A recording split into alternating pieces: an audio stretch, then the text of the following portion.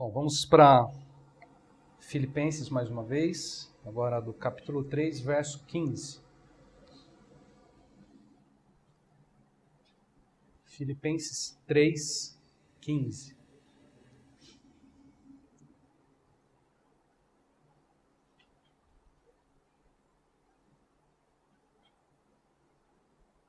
Dando continuidade aos estudos, sobre o sentimento de Cristo. Filipenses 3,15. Todos, pois, que somos perfeitos, tenhamos este sentimento. E se porventura pensais de outro modo, também isto Deus vos esclarecerá. Vamos orar mais uma vez? Senhor, nós rendemos graças ao Senhor pela porção da palavra, porque ela é poder para nós, Senhor. Nós acreditamos no poder da Tua palavra. Nós acreditamos nos propósitos revelados na Tua palavra. Nós agradecemos pela revelação da Tua palavra dada à igreja, Senhor. Fala conosco nessa noite mais uma vez, através do Teu Espírito e da instrumentação da Tua palavra, Senhor. Que eu possa falar, Senhor, em Teu nome, na unção e no poder do Teu Espírito. Senhor, em nome de Jesus, dá-nos ouvidos para ouvir a palavra. Aqueles que ainda não creem, aqueles que ainda não enxergam, contemplam a Tua glória, Senhor, na palavra, que essa noite possam contemplar, que essa noite possam ter os Teus olhos desvendados e enxergar, Senhor, por meio do Teu Espírito, do fogo do Teu Espírito, Senhor, o Senhor se revelando e o Senhor se manifestando a eles. Nós oramos, ó Pai, em nome de Jesus. Amém.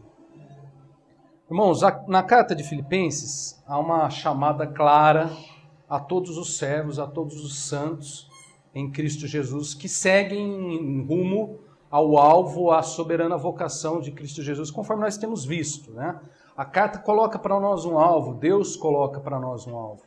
Aos santos, aos servos, à igreja, há um alvo a ser alcançado. Há uma soberana vocação em Cristo Jesus a ser alcançada. E aí, pensando nesse alvo, pensando nessa soberana vocação, Deus traz uma chamada. Que chamada é essa? A palavra diz aí: todos, pois, que somos perfeitos, tenhamos este sentimento. Pega essa expressão aqui, tenhamos este sentimento. A carta de Filipenses traz para nós, ela gira em torno do quê? De um sentimento específico, de um sentimento singular. Este sentimento. Em resumo, de que sentimento, afinal, a palavra aqui está se referindo? Nós já vimos. Filipenses 2,5, Paulo já tinha dito à igreja: tende em vós o mesmo sentimento que houve também em Cristo Jesus. Então, olha só. Tenhamos este sentimento, o mesmo sentimento que houve também em Cristo Jesus. Esse é o alvo. Essa é a nossa soberana vocação de Deus em Cristo Jesus e é a nossa chamada. É a chamada para nós, todos os santos, para os servos do Senhor, aqueles que estão em Cristo, se encontram em Cristo. Eles recebem essa chamada. Tenhamos este sentimento. O mesmo sentimento que houve também em Cristo Jesus. A mensagem da palavra em Filipenses é que Deus, em sua boa vontade, em seu querer, vocacionou a sua igreja, os seus filhos, a um alvo.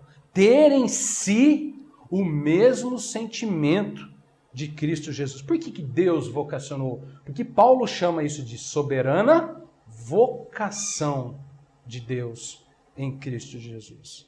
Em outras palavras, irmãos, ter em si o quê? Cristo. Qual que é o alvo de Deus para a igreja no desenvolvimento da salvação, na boa obra dele, no querer dele? Ter em si Cristo. A nossa experiência com Cristo ela é tão íntima, ela é tão próxima. A gente fala aqui, acabamos de ver aqui na ceia do Senhor, na missão, de ter comunhão com o seu sangue, de ter comunhão com o seu corpo, com a sua carne. Ela é tão íntima que passamos a ter em nós Cristo. Esse é o alvo, essa é a vontade de Deus. Tenhamos em nós, irmãos, este sentimento. Que sentimento? O mesmo sentimento que houve em Cristo. Aquilo que estava e está em Cristo passa a estar também em nós. É Cristo sendo formado em nós. Né? Essa é a boa obra de Deus, esse é o alvo, essa é a graça de Deus para os seus filhos. Agora, um detalhe muito importante. Quando nós falamos nessa boa obra de Deus, né, na graça de Deus, nesse alvo, nessa soberana vocação, né, no querer, no realizar de Deus, nós temos que ter consciência de algo. Nós, todos nós, uma vez em Cristo, uma vez recebendo, sendo vocacionado por Deus para esse alvo, todos nós temos participação no desenvolvimento da salvação.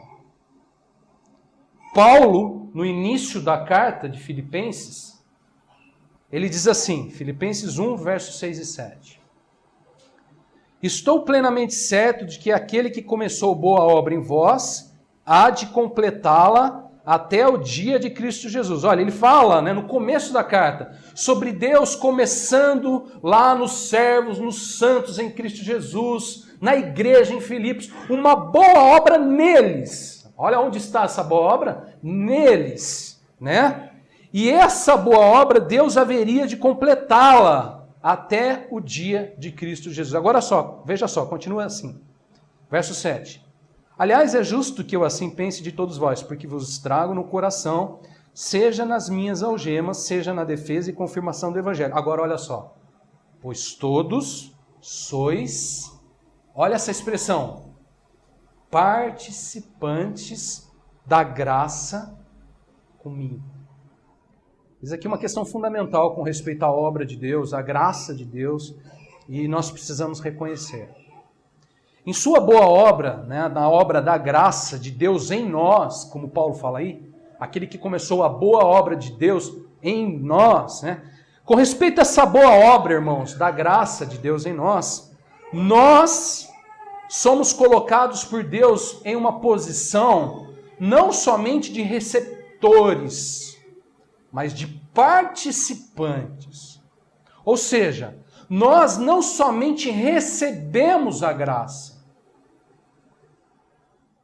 nós não somente recebemos essa boa obra da graça, nós somos participantes da graça. Ou seja, nós temos participação da graça.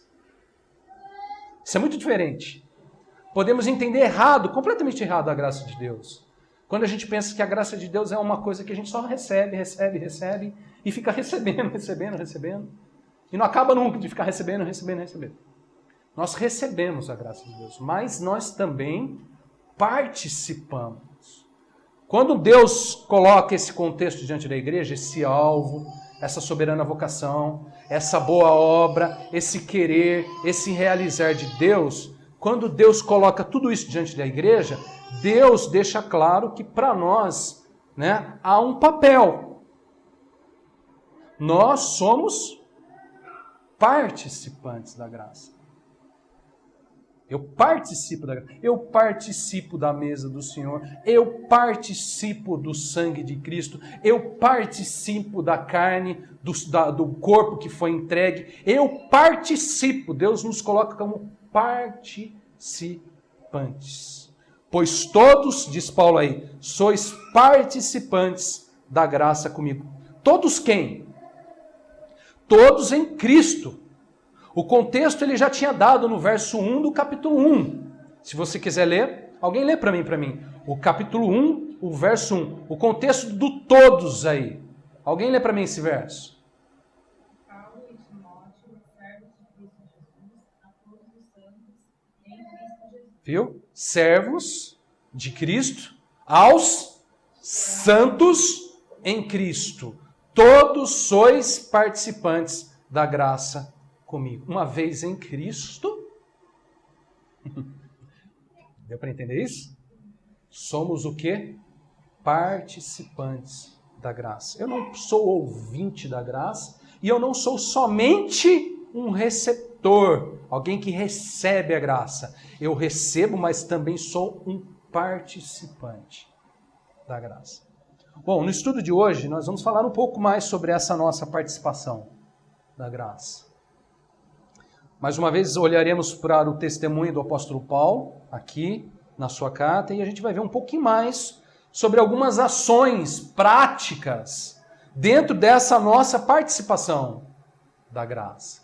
Algumas ações nossas que são práticas dentro dessa nossa participação da graça, para que a boa obra de Deus se complete, para que o sentimento de Cristo, este sentimento, seja de fato plenamente formado em nós. Então vamos lá, sem demora. Filipenses 3, 1, verso 1 a verso 11. Quanto ao mais, irmãos meus, alegrai-vos no Senhor. Assim não me desgosta e é segurança para vós outros que eu escreva as mesmas coisas. Acautelai-vos dos cães, acautelai-vos dos maus obreiros, acautelai-vos da falsa circuncisão. Porque nós é que somos a circuncisão, nós que adoramos a Deus no Espírito, nos gloriamos em Cristo Jesus e não confiamos na carne. Bem que eu poderia confiar também na carne. Se qualquer outro pensa que pode confiar na carne, eu ainda mais. Circuncidado ao 8º dia, da linhagem de Israel, da tribo de Benjamim, hebreu de hebreus, quanto à lei fariseu, quanto ao zelo perseguidor da igreja, quanto à justiça que há na lei, irrepreensível. Mas o que para mim era lucro, isso considerei perda por causa de Cristo.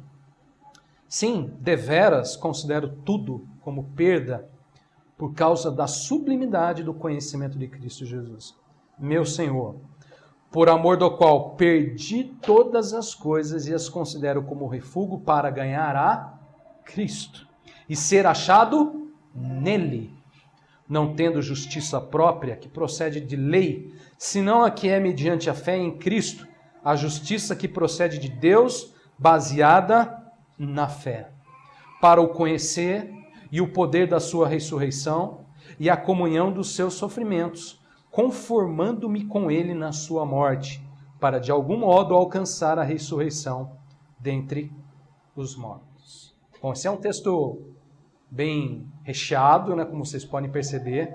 Há muitas coisas aqui sendo tratadas por Paulo.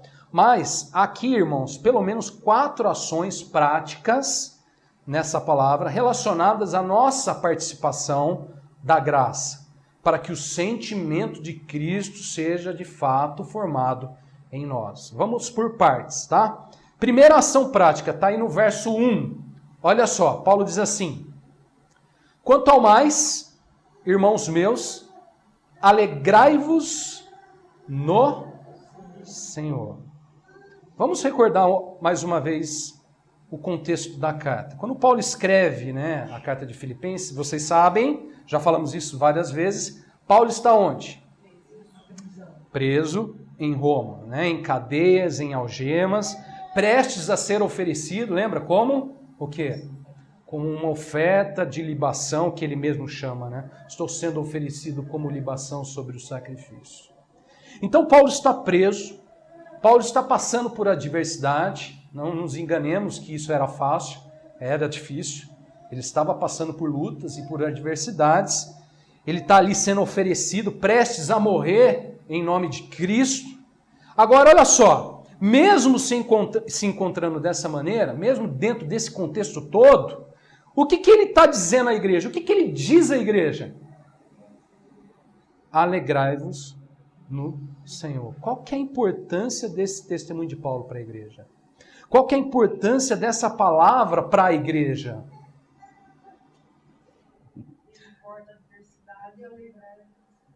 A importância, exatamente, é que Paulo, irmão, estava ensinando e demonstrando, né, em sua própria vida que o nosso contentamento, que a nossa alegria deve estar fixada em um só alvo. Que alvo é esse? O Senhor. Alegrai-vos no Senhor. É no Senhor que nós, como filhos, como servos, devemos nos alegrar. E isso é uma ação para nós.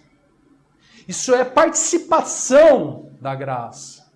Nós, no Senhor, devemos nos alegrar. Seja qual for a circunstância, seja qual for o embate que porventura venhamos a enfrentar, nossa alegria deve estar aonde? No Senhor. Sobre essa questão, há 2 pontos fundamentais. Eu gostaria que você prestasse atenção. Primeiro ponto. Observe que o testemunho de Paulo demonstra e confirma que nós podemos sim nos alegrar mesmo em situações completamente adversas. Paulo está preso, em cadeias, prestes a morrer por Cristo. E esse Paulo preso diz: alegrai-vos no Senhor. Vocês se recordam quando Paulo, o que Paulo diz quando se vê sendo oferecido? A gente viu isso semana passada. Quando ele se vê, quando ele se nota sendo oferecido por oferta ao Senhor, Paulo diz assim: alegro-me. Capítulo 2, verso 17. Ou seja, irmãos, não importa a circunstância, não importa a adversidade.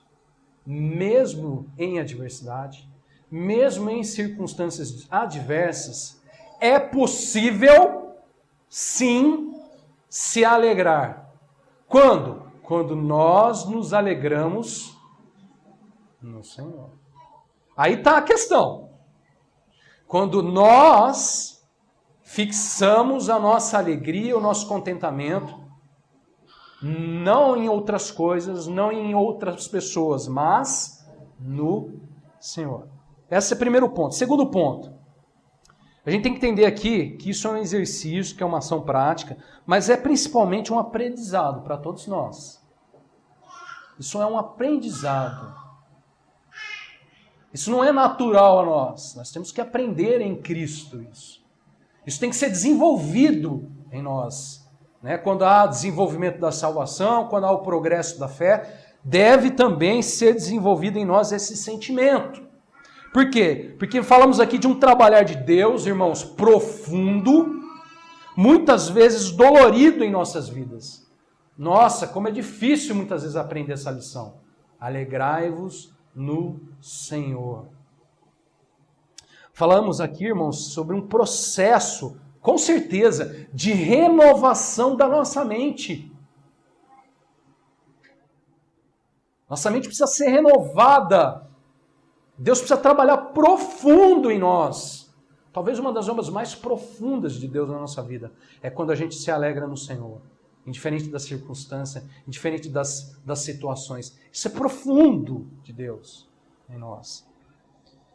Olha só, quando a gente analisa aqui com cuidado a carta de Filipenses, essa questão, ela se demonstra ainda em progresso, em desenvolvimento na igreja lá em Filipos. Adiante na carta, Paulo repete isso mais 2 vezes. Sabe por quê? Paulo repete 2 vezes mais essa questão, alegrai-vos no Senhor. Por quê, irmãos? Porque isto ainda estava sendo trabalhado na vida da igreja em Filipos. Naqueles irmãos, isso ainda precisava ser consolidado. Este sentimento ainda estava em progresso na vida deles. Olha só, Filipenses 4:4, Paulo diz assim: alegrai-vos sempre no Senhor. Outra vez digo, alegrai-vos. Quando a nossa alegria deve estar no Senhor, irmãos? Quando? Sempre. Quando? Sempre. Guarde essa expressão. Alegrai-vos no Senhor. Alegrai-vos sempre no Senhor. Outra vez vos digo, alegrai-vos. Paulo diz uma vez, alegrai-vos. Paulo diz 2 vezes, alegrai-vos. Paulo diz 3 vezes, alegrai-vos. Percebe, irmãos? Há uma obra de Deus, há um processo repetitivo. Olha só que interessante isso. É repetitivo, é contínuo, para que esse pensamento seja de fato consolidado na igreja e na vida dos irmãos. É 1 vez, 2 vezes, é 3 vezes, Provavelmente muitos de vocês aqui essa noite já ouviram isso 1, 2, 3, e talvez Deus esteja falando uma terceira, uma quarta. Sabe por quê? É o Senhor trabalhando. É o Senhor querendo consolidar isso em nós. De maneira plena, como era na vida de Paulo. Paulo lá preso, em cadeias. Uma luta que talvez aqui nenhum de nós passamos, jamais passamos e jamais vamos passar. A gente sequer sabe o que é isso. A gente imagina o que é isso. Acha lindo, né? A gente nunca viveu nada disso. E Paulo está lá, alegro-me. Primeiro ele fala dele, alegro-me. Depois ele fala para a igreja, alegrai-vos. E aí ele fala uma, aí ele fala duas, aí ele fala três. Bom, essa é a primeira ação, irmãos, da nossa participação na graça. Nós devemos nos alegrar no Senhor. Segunda ação prática, agora está lá em Filipenses capítulo 3, verso 2, que é a continuação. Paulo continua dizendo assim, acautelai-vos dos cães, acautelai-vos dos maus obreiros e acautelai-vos da falsa circuncisão. Irmãos, a primeira ação prática, né, para que o sentimento de Cristo esteja em nós, é se alegrar no Senhor. A segunda ação prática é acautelai-vos, ou seja, tenham cuidado, tenham cautela. A primeira é se alegrar, a segunda é ter cuidado. Olha só que interessante, novamente, de maneira repetitiva, assim como ele fala 3 vezes alegrai-vos, novamente 3 vezes Paulo repete e diz à igreja, acautelai-vos. 3 vezes ele diz alegrai-vos e 3 vezes ele diz acautelai-vos. Acautelai-vos dos cães, acautelai-vos dos maus obreiros e acautelai-vos da falsa circuncisão. Eis aqui uma questão novamente importante para nós, irmãos, e a gente precisa ter muita atenção a ela. Provavelmente quando Paulo fala aqui sobre esses cães, esses maus obreiros, né, e essa falsa circuncisão, provavelmente Paulo aqui está se referindo aos que pregavam a Cristo por inveja e porfia. Isso está lá no capítulo 1, verso 15. Os mesmos que buscavam o que é seu próprio e não é de Cristo, isso está no capítulo 2, verso 21. E os mesmos que ele chama de inimigo da cruz, no capítulo 3, verso 18. Então, quem são os cães? Quem são os maus obreiros e essa falsa circuncisão que Paulo está se referindo na carta toda? São os inimigos da cruz, são os que pregam a Cristo, olha só, por inveja, por porfia, ou seja, por outros interesses. São os que buscavam na igreja o que é seu próprio, buscavam seus interesses e não o que era de Cristo. Para Paulo, esses são os cães. Para Paulo, esses são os maus obreiros e a falsa circuncisão. Toda a carta, irmãos, se você for olhar de maneira geral, toda a carta de Filipenses corre trazendo um alerta sobre esses personagens. Por quê? Por que Paulo, por toda a carta, está alertando sobre esses indivíduos, sobre esses inimigos da cruz, sobre esses que estão ali pregando Cristo por outros interesses, por esses maus obreiros, por esses que estão dentro da igreja buscando o que é seu, não o que é de Cristo? Por que Paulo, por toda a carta, está alertando sobre esses? Por quê? Porque quando pensamos em ter o sentimento de Cristo em nós, quando nós pensamos, falamos sobre ter o mesmo sentimento que houve em Cristo Jesus, irmãos, quando nós pensamos em alcançar o alvo, o prêmio da soberana vocação de Deus em Cristo Jesus, estes podem ser uma pedra de tropeço no nosso caminho. Muito grande, por sinal. Irmãos, esses cães, estes maus obreiros, andam em caminho oposto ao da cruz, Aos olhos de Deus, eles são inimigos da cruz. A palavra para nós sobre eles é simples e é clara. 3 vezes. Acautelai-vos. É simples e é clara. Tenham cuidado. Tenham cuidado. Por quê? Para nós eles são um perigo. Um grande perigo. Se nós pensamos em ter o sentimento de Cristo, a gente tem que ter cuidado com quem a gente está andando, mesmo dentro da igreja. Mesmo dentro da igreja. Porque se você andar e se cercar de pessoas que andam no caminho oposto, você vai junto. Não pensa que você vai levar tudo, não, pode deixar que eu sou forte, que eu vou levar, vou junto com eles. Eles levam, eu vou levar eles para lá. Ah, vai nessa para você ver. A gente tem que ter cuidado. Paulo diz, a gente viu semana passada, no capítulo 3, que ele vê muitos entre nós, dos quais repetida vez ele já tinha alertado a igreja, orientado a igreja e chorava por eles, mas eram inimigos da cruz de Cristo. E o destino deles era a perdição. Então, irmãos, segunda ação prática, acautelai-vos. E olha, vou falar uma coisa para vocês. Se Paulo falou isso há 2000 anos atrás, dessa maneira incisiva, se Paulo, né, os apóstolos estavam ainda na igreja, né, a igreja toda ainda cheia de testemunhos de Cristo, pessoas ainda comprometidas com o Senhor. Se naqueles dias já era esse alerta, já era tão grande esse alerta, imagina hoje. Paulo está falando para uma igreja que nasce dentro do seu ministério.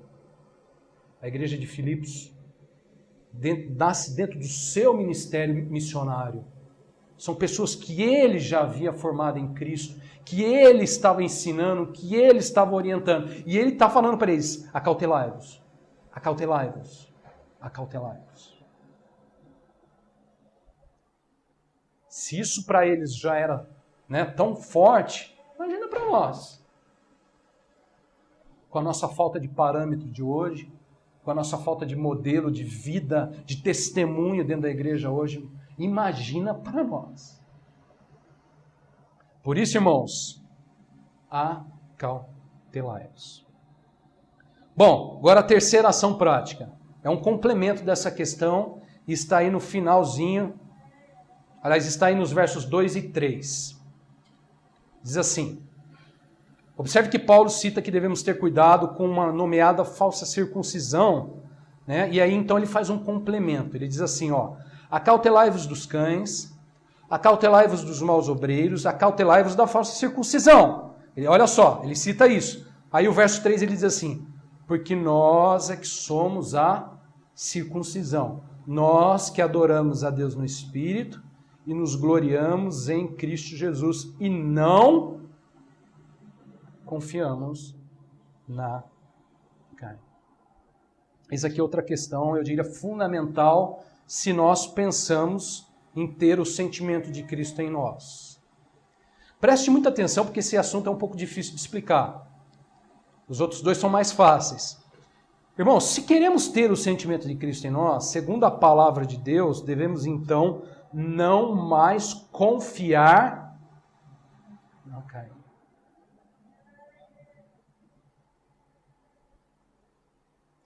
Paulo diz que nós que somos a circuncisão, nós que adoramos a Deus no Espírito e nos gloriamos em Cristo Jesus, não confiamos na carne. O que isso significa?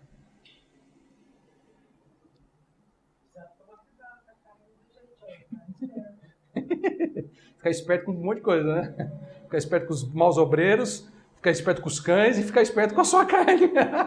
Fique esperto com a sua carne. Bom, irmãos, aqui um parênteses, tá? Eu vou tentar, nesse ponto, simplificar e extrair aqui somente o que a gente pode entender com ação prática em relação a ter o mesmo sentimento de Cristo Jesus. Paulo aqui cita alguns assuntos, como a circuncisão, como a adoração no Espírito e o gloriar-se no Espírito, que se nós hoje fôssemos analisar esses estudos, a gente precisaria de estudos para falar sobre eles, esses assuntos. Então a gente vai se limitar então às questões práticas em relação a ter o sentimento de Cristo em nós. Então o que significa, né, e por que Paulo cita aí este não confiar na carne? Paulo aqui está se referindo a um senso de justiça pela lei, um senso de justiças por obras da lei, o que ele também chama de justiça própria, que segundo Paulo já não deve mais existir em nós se queremos ter o sentimento de Cristo nas nossas vidas. Observe no verso 6 a 9, aí de Filipenses 3, Paulo cita esse senso de justiça, dizendo que já não mais faz parte da sua vida. Ele diz assim, verso 6 do capítulo 3, quanto ao zelo, perseguidor da igreja, quanto à justiça que há na lei, irrepreensível. Mas o que para mim era lucro, isso considerei perda por causa de Cristo. Sim, deveras considero tudo como perda por causa da sublimidade do conhecimento de Cristo, meu Senhor, por amor do qual perdi todas as coisas e considero como refúgio para ganhar a Cristo e ser achado nele. Agora olha só, não tendo justiça própria, que procede de lei, senão a que é, mediante a fé em Cristo, a justiça que procede de Deus, baseada na fé. Em resumo, o que é, afinal, este não confiar na carne que Paulo cita? Não confiar na carne é ter em si uma experiência e uma conformidade com a justiça que procede de Deus, baseada na fé. Eu vou repetir. Não confiar na carne é ter em si uma experiência e uma conformidade com a justiça que procede de Deus, baseada na fé, mediante a fé em Cristo Jesus. E não mais uma justiça própria, que é baseada, que procede da lei. Esse assunto é difícil, eu sei. É difícil tratar isso, mas é uma questão fundamental para nós. Porque na nossa caminhada, a gente pode confiar excessivamente em nós mesmos, na nossa própria justiça, nas nossas ações em relação à lei e se considerar justo. Justo demais. E aí Paulo está falando, eu não confio mais na carne. O que eu quero é não mais ser encontrado com justiça própria, mas na justiça que procede de Deus, mediante a fé em Cristo, baseada na fé em Cristo. Vamos entender, quando Paulo olhava para Cristo, irmãos, quando Paulo olhava para o Senhor, Paulo já não mais confiava em si mesmo. Mesmo tendo sido, como ele mesmo diz aí, irrepreensível quanto à lei, quanto à justiça que há na lei, mesmo Paulo tendo sido irrepreensível quanto à justiça que há na lei, mesmo assim Paulo diz aí, eu não confio na carne. Olha que interessante, aqui no verso 4 e 7, Paulo diz assim, bem que eu poderia confiar também na carne. Se qualquer outro pensa que pode confiar na carne, eu ainda mais. Por quê? Circuncidado ao 8º dia, da linhagem de Israel, da tribo de Benjamim, hebreu de hebreus, quanto à lei, fariseu, quanto ao zelo, perseguidor da igreja, quanto à justiça que é na lei, irrepreensível. Mas olha o verso 7. Mas o que para mim era lucro, isso considerei perda por causa de Cristo.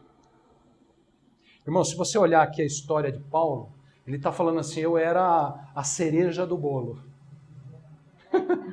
Hã? Eu era gabaritado. Eu era circuncidado o 8º dia. Fui circuncidado o 8º dia. Sou da linhagem de Israel, da tribo de Benjamim, o filho lá, né? O caçula lá de Israel, o filhinho querido de Israel, hebreu de hebreus. Sabe o que significa essa expressão? Pedigree. Pedigree. Você vê, na Bíblia você vê várias expressões parecidas como Senhor dos Senhores, sabe? Né? Cântico dos cânticos. O que significam essas expressões? O que é um cântico dos cânticos? Se você pega os cânticos, esse é o cântico.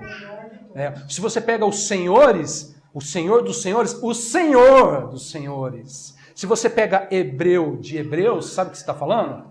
O hebreu.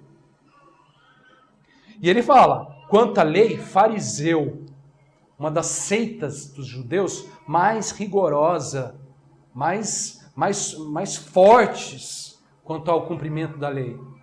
E ele continua, quanto ao zelo, olha, ao zelo que ele tinha, ele chegou a ser perseguidor da igreja, o tamanho zelo que ele tinha pela lei, pela justiça própria dele. Mas aí ele fala, né, irmãos, mas o que para mim tudo era lucro, ó, tudo isso um dia foi lucro. O que um dia foi lucro, isso considerei perda por causa de Cristo. Para Paulo, aquilo que um dia foi lucro em Cristo, por causa de Cristo, agora ele considerava perda. Isso nos leva à próxima ação prática, que é a quarta. Irmãos, primeiro, alegrai-vos no Senhor. Segundo, acautelai-vos, né, dos cães, dos maus obreiros, da falsa circuncisão. Terceira ação, não confiamos na carne. Quarta ação prática, está aí mesmo nesse texto de Filipenses 3, verso 7 a verso 11. Eis aqui algo que como cristão temos que ter total consciência, não é nem pouca consciência, é total. Irmão, se a gente quer realmente que o sentimento de Cristo esteja em nós, então a gente deve aprender isso aqui. O quê? Considerar algumas perdas. Nesse tempo que a gente está vivendo, o que a gente tem visto dentro da igreja, isso aí não está em moda. Mas vamos lá, vamos ver novamente. Paulo diz assim, capítulo 3, verso 7. Mas o que para mim era lucro, isso considerei perda, por causa de Cristo. Sim, deveras considero tudo como perda, por causa da sublimidade do conhecimento de Cristo Jesus meu Senhor, por amor do qual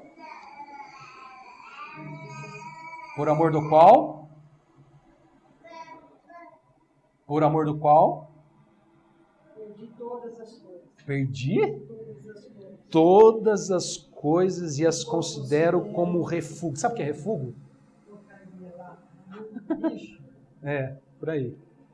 Para ganhar a Cristo, ser achado nele, não tendo justiça própria, que procede de lei, senão a que é mediante a fé em Cristo, a justiça que procede de Deus baseada na fé, para o conhecer e o poder da sua ressurreição e a comunhão dos seus sofrimentos, conformando-me com ele na sua morte, para, de algum modo, alcançar a ressurreição dentre os humanos. É lindo o testemunho de Paulo. Paulo diz que por causa de Cristo, por causa da sublimidade do conhecimento de Cristo, para ganhar a Cristo e ser achado nele, para conhecer, o conhecer. Você quer conhecer a Cristo? A gente fala muito sobre conhecer Cristo, né? Mas olha o que Paulo fazia para o conhecer. Para o conhecer. Para conhecer o poder da sua ressurreição. Irmãos, o poder da ressurreição para nós pode ser um tema lindo e maravilhoso ou um conhecimento real e verdadeiro. Mas para o conhecer, para conhecer o poder da ressurreição, para se conformar com ele na sua morte. Lembra que eu já falei com vocês em outros estudos sobre ser conformado com a cruz de Cristo? É nesse texto que isso nasceu. Ele diz aí, conformar-se com ele na sua morte. Você quer ter o sentimento de Cristo? Então nós precisamos ser conformados com ele na morte, com a cruz. Bom, irmãos, para que tudo isso fosse uma verdade na vida de Paulo, para que ele ganhasse a Cristo, para que ele conhecesse a sublimidade do conhecimento de Cristo, para que ele conhecesse o poder da ressurreição, para que ele fosse conformado com Cristo na sua morte, para que de algum modo ele também alcançasse a ressurreição dos mortos, Paulo considerou. Temos que considerar. Paulo considerou tudo como perda. Mesmo aquilo que um dia para ele foi lucro. Você sabe que hoje tem um evangelho que leva você a sempre buscar o lucro, né? Você está sempre lucrando. Tem um outro que faz você perder o lucro.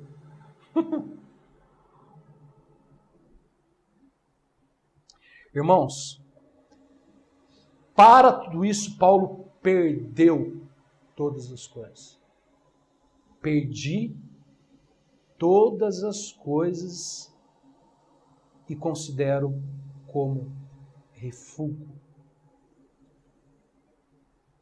Paulo queria ganhar a Cristo, ter o mesmo sentimento de Cristo. Paulo queria ser achado nele. Paulo queria conhecê-lo, conhecer o poder da sua ressurreição. E até um dia, né?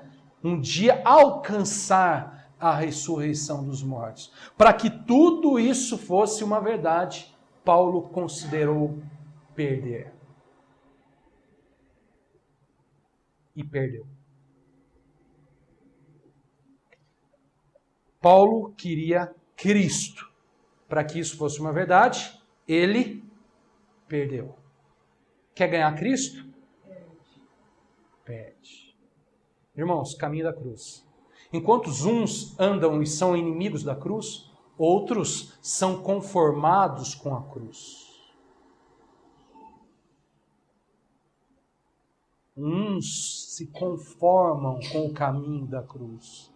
Uns andam e seguem o mesmo sentimento de Cristo Jesus. Uns têm em si o mesmo sentimento que houve também em Cristo Jesus.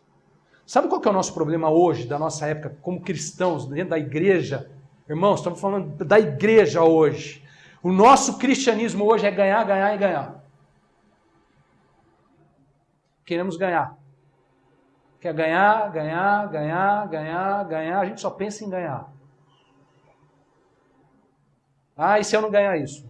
E se eu não ganhar aquilo? E se eu não ganhar isso aqui? E se eu não tiver isso aqui na minha vida? E se eu não tiver isso? E o que vai ser de mim se isso aqui? Mas Deus não me cumpriu essa. Tem uma promessa para mim isso aqui. E eu quero ganhar isso. Eu quero ganhar isso. E eu quero ganhar isso. Acautelai-vos.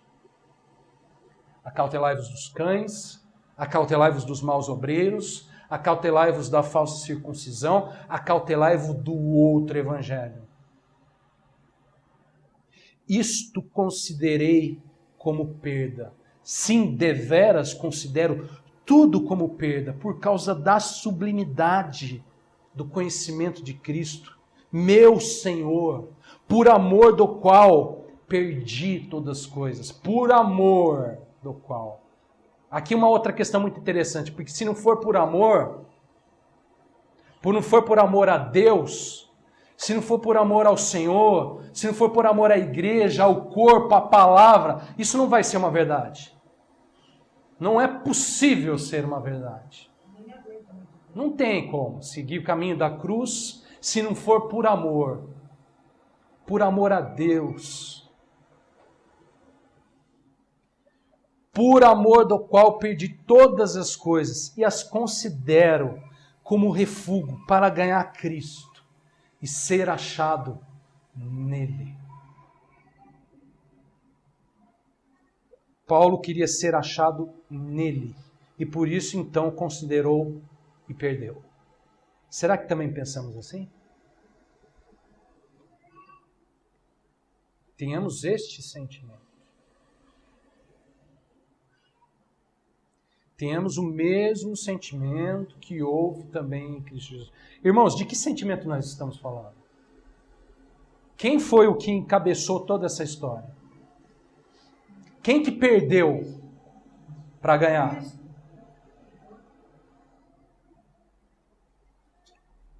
Pois bem, então vamos lá, para finalizar. Capítulo 3, versos 4 a 7. Não é 4 a 7. Voltou? Meu Deus. Agora isso. 3, 12, 15. Não sei porque foi parar lá. Filipenses 3, 12 e 15. Não que eu tenha já recebido ou tenha já obtido a perfeição, mas prossigo para conquistar aquilo para o que também fui conquistado por Cristo. Irmãos, quanto a mim, não julgo havê-lo alcançado, mas uma coisa faço, esquecendo-me das coisas que para trás ficam e avançando para as que diante de mim estão, prossigo para o alvo, para o prêmio da soberana vocação de Deus em Cristo Jesus. Todos, pois, que somos perfeitos, tenhamos esse sentimento. E se porventura pensais de outro modo, também isto Deus vos esclarecerá. Testemunho lindo de aqui de uma pessoa à procura de uma vida em Cristo, à procura de um alvo e de uma soberana vocação de Deus. Né? Mesmo com tudo isso que nós temos visto aqui nos estudos do testemunho de Paulo, a gente já viu bastante coisa nesses estudos. Mesmo com tudo isso que nós temos visto do testemunho de Paulo, Paulo ainda não julgava ter alcançado. A gente já vê vários aspectos do sentimento de Cristo na vida de Paulo, como foi também na vida de Timóteo e de Epafrodito, como a gente já viu. Mas mesmo com tudo isso, Paulo não julgava ter alcançado. Pelo contrário, dizia aí a palavra que ele prosseguia para o alvo.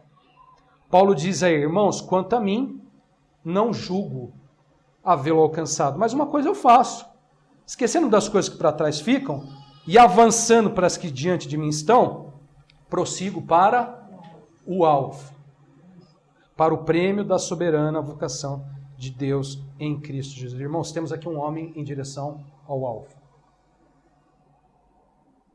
E não sejamos prepotentes de pegar esse texto para nós e dizer que nós estamos indo para o alvo.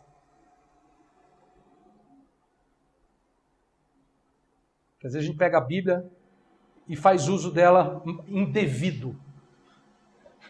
Automático. A gente lê, a gente ouve alguém pregando e fala, eu estou indo para o alvo. Olha para o testemunho de Paulo e vê o que é ir para o alvo.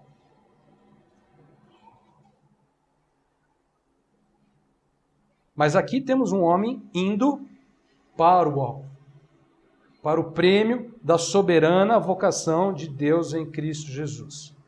E aí vem a chamada. Todos, pois, que somos perfeitos, tenhamos este sentimento. E se porventura pensais de algum modo, também isso Deus vos esclarecerá. De que maneira Paulo prosseguia para o alvo? Essa é a pergunta que eu faço para vocês. De que maneira Paulo prosseguia para o alvo? Temos aqui um homem indo para o alvo. De que maneira ele perseguia para o alvo? Muito bem. Paulo, além de esquecer as coisas que para trás ficam, como ele diz aí, ele avança para as que estão diante dele. Agora, olha só, irmãos. Além disso, o que Paulo fazia quando prosseguia, quando avançava? Alegrava-se no Senhor. Paulo se acautelava dos cães e dos maus obreiros e da falsa circuncisão. Paulo não confiava na carne. no senso de justiça própria, porque eu nunca matei, porque eu nunca fiz nada de errado, porque eu sou bom, porque eu trabalho, porque eu faço caridade, porque eu vou à igreja. Irmãos, Paulo, indo para o alvo, não confiava na carne e considerava tudo como perda para ganhar a Cristo. Estas foram as ações de Paulo na sua participação da graça. Ou seja, era desta forma que Paulo era participante da graça. Que o Senhor nos ajude. Que o Senhor nos faça prosseguir para o alvo. Que o Senhor nos ensine a ser efetivamente participantes da graça. E assim, desse modo, ter em nós o mesmo sentimento que houve também em Cristo Jesus. Amém? Vamos orar. Eu sei que é muita coisa. Tem bastante coisa. Mas fica aí para vocês um desafio, né? Tem tanta coisa aí, vale a pena vocês estudarem. Vale a pena vocês procurarem, né? Desenvolver a vossa salvação. Vale aí vocês também participarem. Há uma participação de cada um de nós na graça. E eu tenho que ter consciência disso. Vamos orar? Senhor, nós agradecemos mais uma vez por essa noite, pela palavra do Senhor. Obrigado porque o Senhor tem nos ensinado. E queremos ter a convicção plena, Senhor, dos teus caminhos. Então nós pedimos que o Senhor continue a nos ensinar. Não julgamos ter alcançado nada. Temos muito que aprender com o Senhor, com a tua palavra. Há muito em nós que ainda se deve se conformar contigo. Porque o sentimento de Cristo também deve ser plantado em nós. Senhor, em nome de Jesus, pela graça, pela misericórdia do Senhor, que essa boa obra que o Senhor começou nas nossas vidas venha a ser completada. Nos ensina mais e mais a nossa participação na graça. Ajuda-nos, Senhor, e tem misericórdia das nossas vidas. Nós oramos, ó Pai, em nome de Jesus Cristo e agradecemos por essa noite. Amém.